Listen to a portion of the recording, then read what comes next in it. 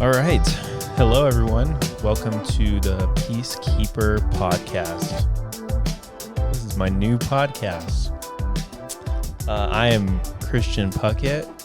Let's see here. Today is Thursday, November 10th, and I'm just sitting here in my living room. This is quite literally the most quiet I've had in a very long time. I don't get to experience this kind of peace very often. Actually, you know what's funny is that I bought this, it's a audio mixing board. It's called a Rodecaster. I bought it off some guy on Craigslist, and you can pre-install these like audio bites to go on these little buttons that you click. And so I was kind of just perusing through what he had on. Very, very interesting. Yo! That's just one of them. Here's another one. Yeah!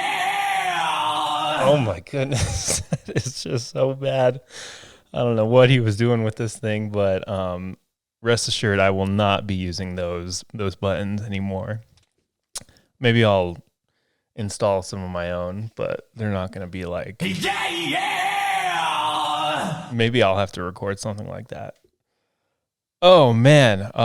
Okay, so this is a podcast that I'm starting today. I'm excited. Yeah, this is going to be very interesting. I don't know what to expect going into it. What I'm thinking is that this is just going to be me venting into the ether for 30 minutes to an hour once a week. I am not trying to get any sort of I don't have like an angle or a goal or something I'm trying to achieve with this podcast other than this is going to be a practice for me. This is a discipline that, I truly don't have the best communication skills. I can admit that, but that's something that I'm trying to actively work on. And so me setting the standard of just, you know what, at least once a week, I'm going to try to just spew, I'm just going to let it all out. Whatever comes. If it's me talking about my week, if it's me talking about something I'm interested in, if it's a topical episode, whatever comes. I don't have an outline for this one right now. It's just sort of an introduction type thing. I do plan on having people on. Yeah, I have this exact same setup times two. So I got another mic, I got another boom stand, I got the headphones. So for now, maybe for the first handful of episodes, it's probably just going to be me. But as part of the discipline that I was talking about earlier, conversing one-on-one, face-to-face is a skill. And being good at communicating is a skill. And I want to force myself. I want to put myself into situations where I'm having to think quick and verbalize what I'm trying to say. And I live in my head so much, just me as a person. I'm very much an introvert. I can be pretty reclusive if left unchecked. And it's just easier for me to think before I speak, but sometimes I think I'm in my head too much. And so, for those of you that don't know, I did start a podcast with my friend Levi beginning of this year, actually in February. And we had a nice 6-month stretch, and I learned a lot, and I had a really good time doing it. Unfortunately, it kind of fell apart as things do. All good. I learned a lot, but one thing I definitely took away from that experience of, I think we probably did close to 30, 35 episodes, was that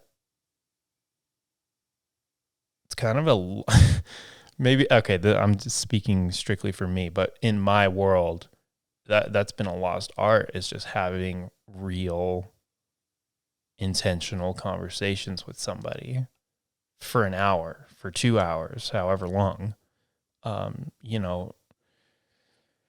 The I guess monotony of my daily routine, my daily schedule, my daily rhythm, going into work, spending time with my family. I don't know. I guess I just kind of lost that skill, lost that art of being intentional about having conversations with people. And there's a lot of value in that. And I think I forgot how important that is. I don't know, even going and sitting at a coffee shop with a friend, that used to be like a big part of my life. It's just going and hanging out with my friends and talking. But over the course of the years, and life happens, and people move on, and yada yada yada. That's something that I've lost, even with the people that are close to me, like my siblings or my parents, or my close friends that I used to do this with. So this is an opportunity to bring that back in some capacity. There's a lot of people here in town that I really care for and that I want to get input from. I mean, that's another I guess lesson I learned from doing the previous podcast, was that I have so much to learn. And there's so many different life experiences out there that people have stuff to say, and they have good input, and they have good advice, and I want to learn from people. I want to try to understand people more and not just be fed what I'm supposed to think about people from, like, my phone or my computer or YouTube or whatever it is, other podcasts,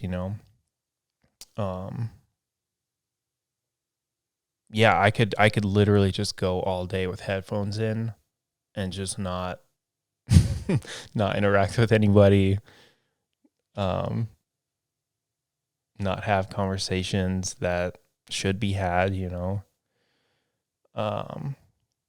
So, okay, yeah, I am very excited to start something that is fresh. It's going to be completely mine, which I think I like.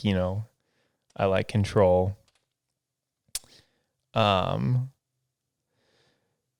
it's going to be good. So I kind of want to talk a little bit about just where I'm at in life right now. Give a little summary of just what my life looks like right now.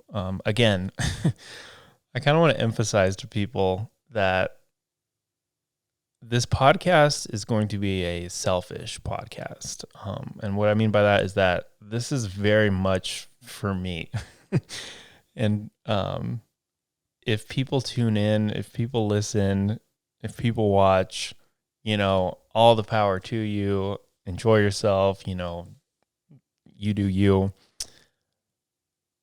But I don't want to cater to an audience. So I'm just going to do what feels right. I'm going to speak about what feels right.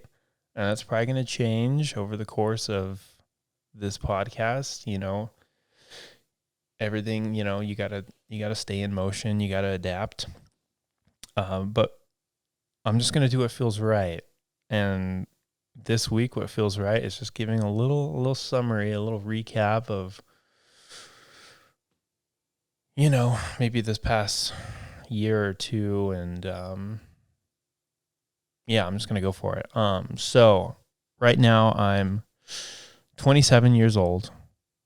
I am living in Albuquerque, New Mexico with my wife, Emily, and our little son, Aesop. That is Aesop. A lot of people question the pronunciation. And then also my brother-in-law, Hudson, is living at our house right now until our second baby comes, which is due in 10 weeks, which is very, very soon. So we got another little boy on the way. I guess we're going with the name Ira. I got to pick out Aesop, and Emily really likes the name Ira. I like it too. It didn't immediately click with me, but as time goes on, I'm liking it. Ira and Aesop. I think those two names complement each other pretty well. And that's what it's all about, aesthetic, Okay, so yeah. We bought a house in February of 2020, right before shit hit the fan, everything went down, and luckily, we were able to get a decent ass house, a nice 3-bedroom, 2-bath, good part of town, decent sized backyard, garage, all the good house stuff. And we got it for a reasonable dang price right before the freaking real estate market exploded. And so our Zillow estimate is looking pretty good right now. It's just kind of nice to know that if we ever had to, I don't think we'll ever sell this house. But if we really had to, we could pocket a nice chunk of change. Okay, yeah, we've been in this house for coming up on 3 years now. What a great house. I'm so thankful for this house. It's just like, it's the perfect size. We got the chickens in the back, we got the cats, we got the 3 bedrooms. And so once Hudson, once he moves out, when the baby comes, I'm going to try to set up this little podcast setup into that 3rd bedroom instead of here in the living room, which, I mean, it's fine here in the living room, but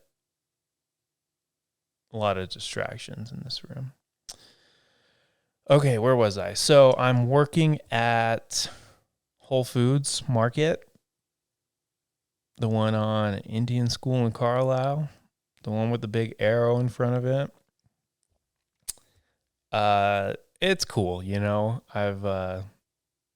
I'm coming up on 4 years. 4 years at the Whole Foods grind. I started as a part-time team member in the grocery department, in the grocery team. And then I accepted a supervisor position for the e-commerce department. So that was actually peak COVID, when online shopping was becoming more and more of a thing, and people wanted to get their groceries contactless, curbside and stuff. And so at that point, I became the supervisor for all the Amazon shoppers, shopping everybody's online orders. And at the time, there was probably about 30 or 40 shoppers. And there was, of course, there was like a leader of that department. I was just a supervisor, but what an interesting time, Did that for about 6 to 8 months. Yeah, it was kind of fun, honestly. I actually didn't mind that position. But then COVID, people, the online shopping started to slow down a little bit. And so I transitioned from a supervisor of the e-commerce department over to the front end. So I was a supervisor for the front end for maybe a year or so. That's just sort of, all the cashiers and all of, and that also included the Amazon shoppers at that point. Um, all the security guard, the housekeepers, all that stuff, taking care of breaks, kind of running the flow of the shift, opening up the drawers and counting money and stuff. That position, not for me, and that's cool. It was chaotic, honestly. Just so much customer service and so much customer interaction, and just having to be everybody's problem solver in the, like, essentially for the entire store. You're at the customer service desk with a big sign above you that says, "How can we help you?" And so, from like fixing registers that went down to customer appeasement to, oh, there's a homeless person coming in the store with a knife kicking people, like, and then keeping track of breaks and answering the phone calls and doing Amazon returns, and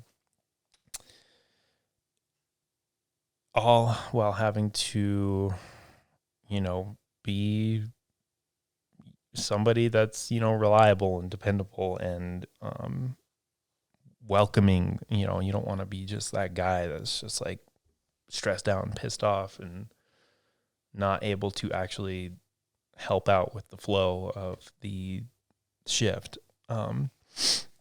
So anyway, I did that for like a year. And towards the end, I was just like, I gotta get the fuck out of here. This is just like not for me. I really enjoyed, kind of like how I'm doing this podcast. Like, it was such a like a practice for me of just like, all right, I'm gonna go in and I'm gonna be everybody's problem solver for 8 hours, and I don't want to. And you got to close, and then you got to do a mid, and then you got to open, and then you got to open, and then you got to close, and then you got to mid. It's just like, man, that was a stressful time, stressful position. But it was good for me because, I actually really enjoyed the team that I worked with. Everybody on that team was awesome, and that was like the only good part, was just the people I worked with.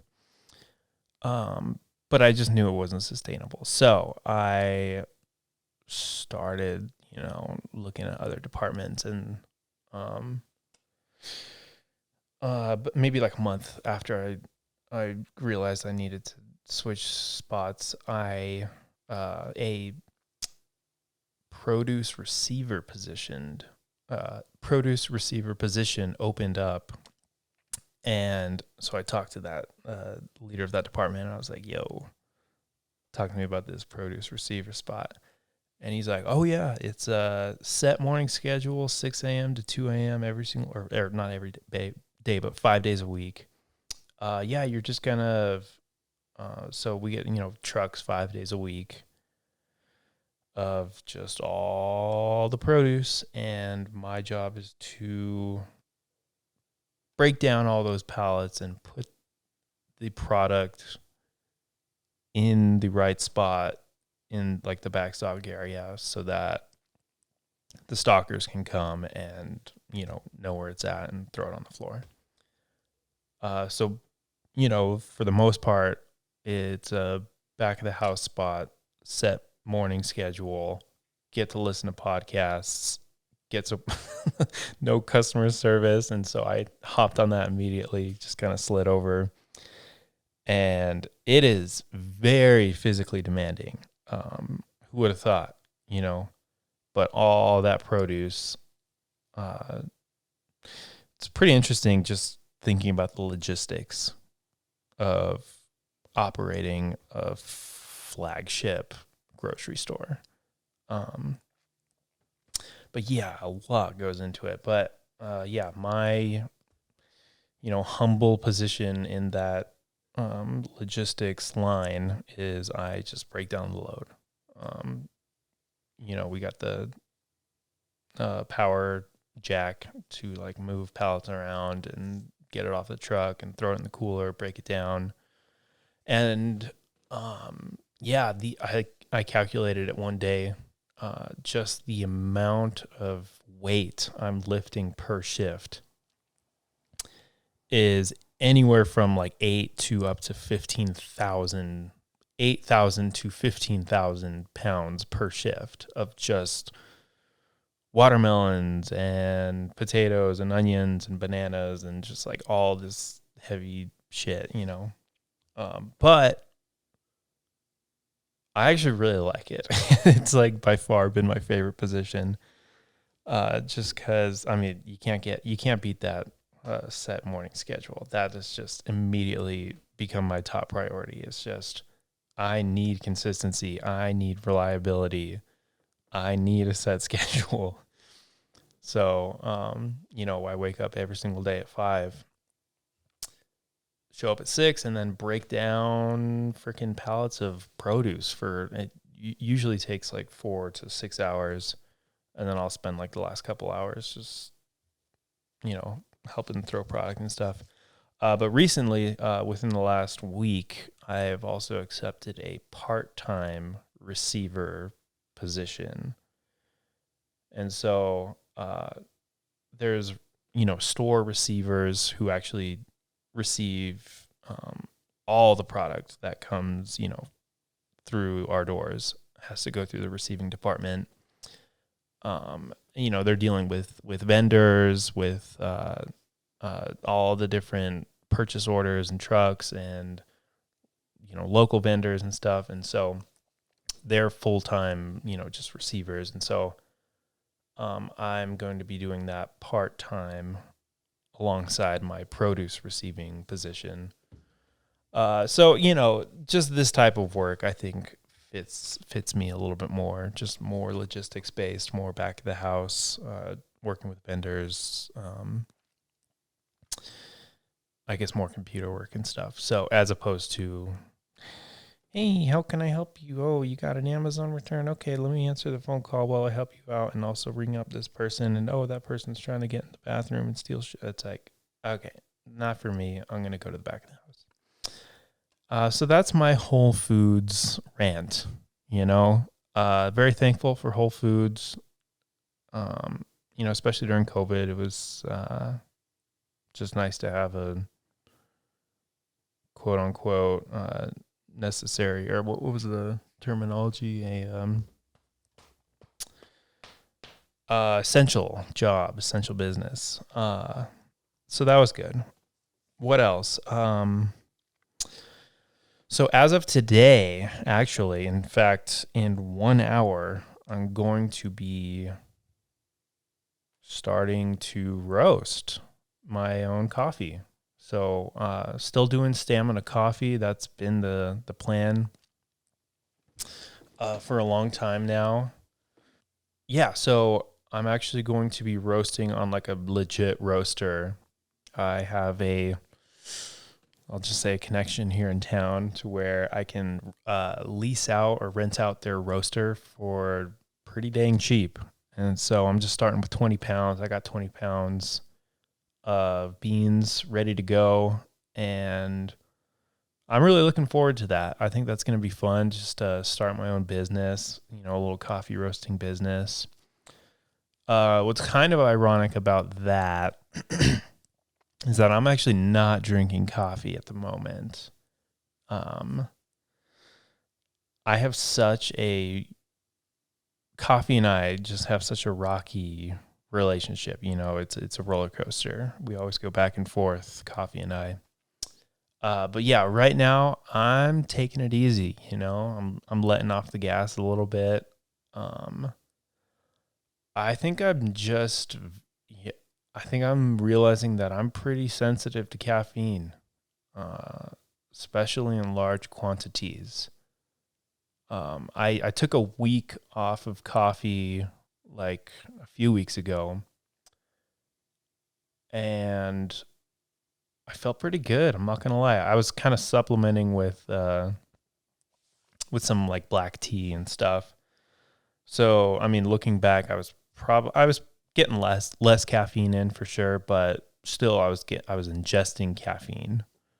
And so this time around, I'm drinking very, very low caffeine content yerba mate tea. I looked it up and I think it's like for the tea bags, there's around 20 to 30 milligrams of caffeine per bag.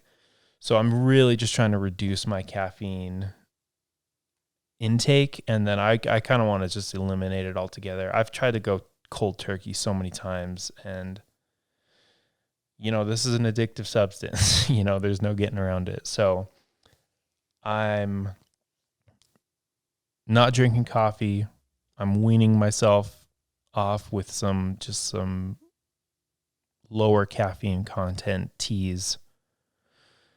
And then hopefully I can just get to a place, which I actually feel like I'm close. Like I'm actually really close to just not needing it. I say need, maybe quote unquote need. I really don't think I need it at all. It's just such a habitual routine. It's just consuming something hot in the morning that I think is like, giving me a little boost. So much more goes into energy production and energy maintenance than, just sipping this seed juice periodically throughout the day. Movement and sunlight and water and, sleep and all that have way more to do with your energy levels than however much caffeine or coffee you're drinking. So yeah, trying to start a coffee business while not drinking coffee. Pretty interesting. But I think it'll actually give me maybe a clearer perspective on, just what it is that is coffee, it's crazy just how rampant, I guess, just like everybody drinks coffee. Not everybody, but so many people just, I guess, blindly drink coffee and don't think twice about it. Just because it's the most socially acceptable, normalized drug in like this culture that we live in.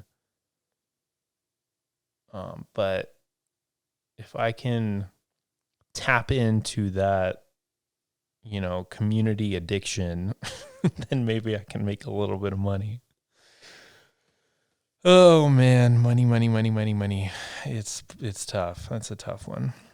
I'm really not trying to be too fixated on making money, but Emily's not working right now.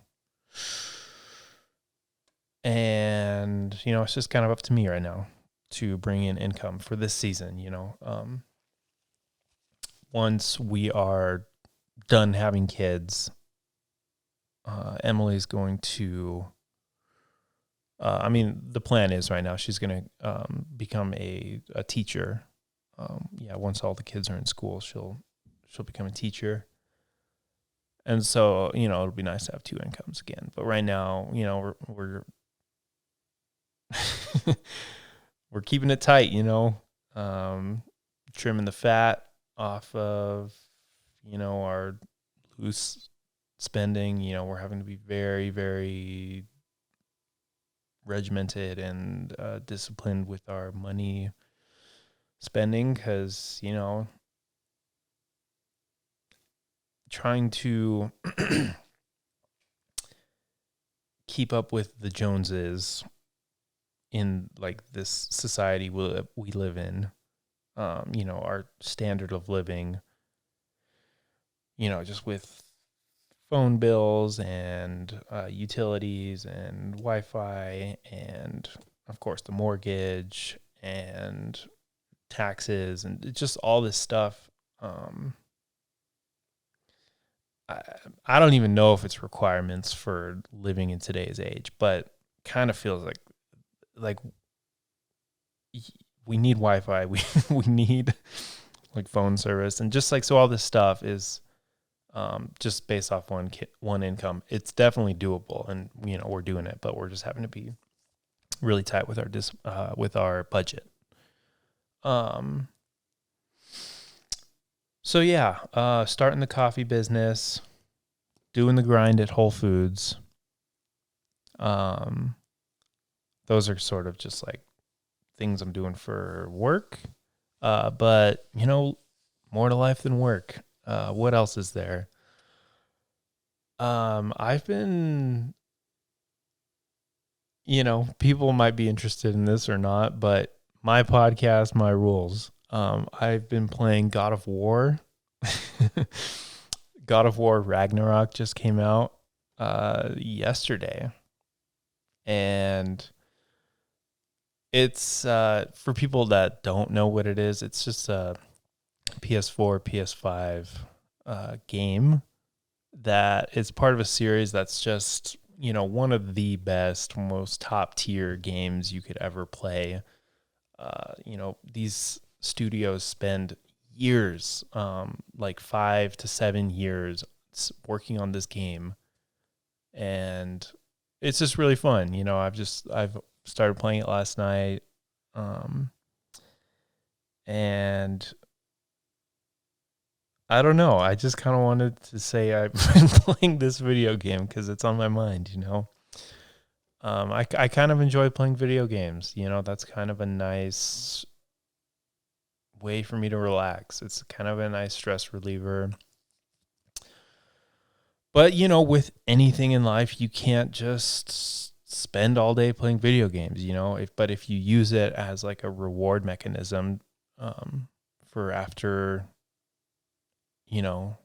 all your responsibilities are done, you've worked your ass off all day, you've come home, you've cooked dinner, you spent some time with the family, you've cleaned up, you've done the dishes, you've fed the chickens, just normal maintenance life stuff. It's really enjoyable for me to just kick back and play some video games. And I've kind of been wondering why, like, what is it about video games that I'm kind of drawn to? And I was actually, looking back at my life, and I think video games have actually played a bigger role than I had originally thought, but they've actually played a pretty big role in my life. Some of my earliest memories are playing Roller Coaster Tycoon, with my siblings on our family computer, and with my dad, and then, just playing computer games and, playing, like getting a GameCube and going over and playing N64 and stuff. There was a podcast I listened to. It was a Ezra Klein podcast, and he was talking about, games with this guy. I don't remember, but they were primarily talking about board games, but they were also kind of talking about video games too. But it's an interesting topic of just, why do human beings enjoy games? And they were sort of talking about how you're sort of entering into this set of rules for a given amount of time. And you're entering into this world of predictability when, real life and that, our everyday lives are anything but, it's just so unpredictable. Or we just live in a society of, there's kind of a lot of chaos. But I don't know if it is checking out or not, but regardless, you're entering into this pre-established set of guidelines and rules, and there's, you kind of you can kind of expect the outcome you're going to get, with your input.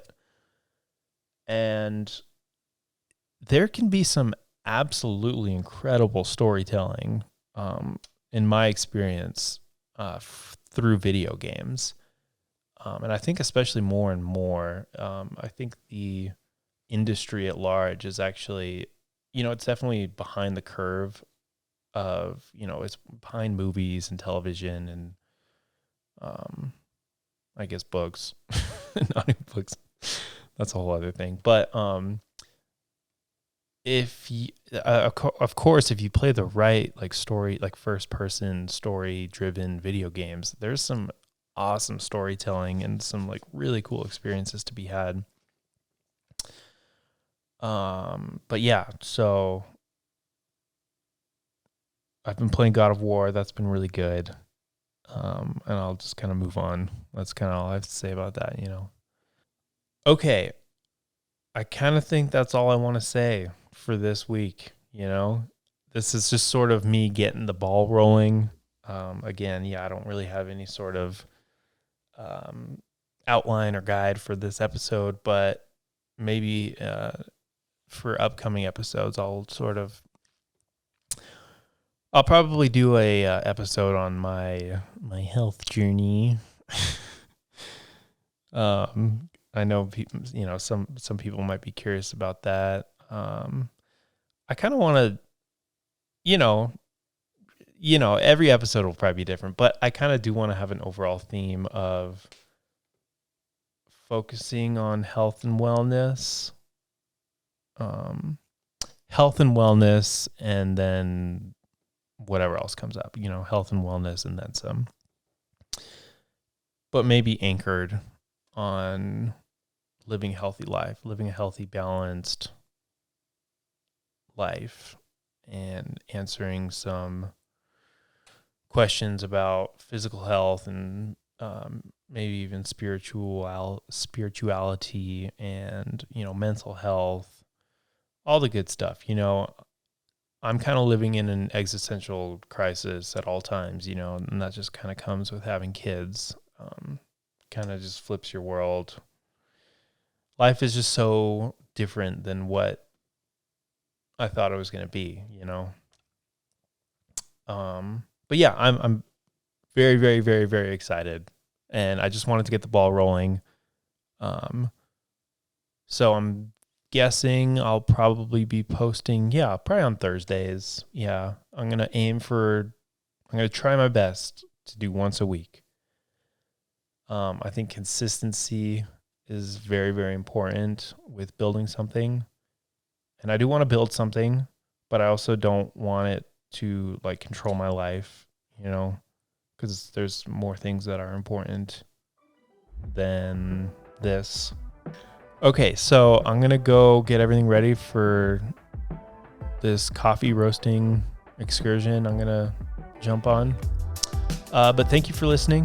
If you did. If you didn't, then you didn't listen, and I have no reason to thank you. Look forward. Do whatever you want. I'm going to be doing this once a week. If you want to tune in, cool. If not, I really hope that you're listening to something that's bringing you happiness, All right, everybody. Have a good day. This is the Peacekeeper podcast, and we'll see you next week. Bye.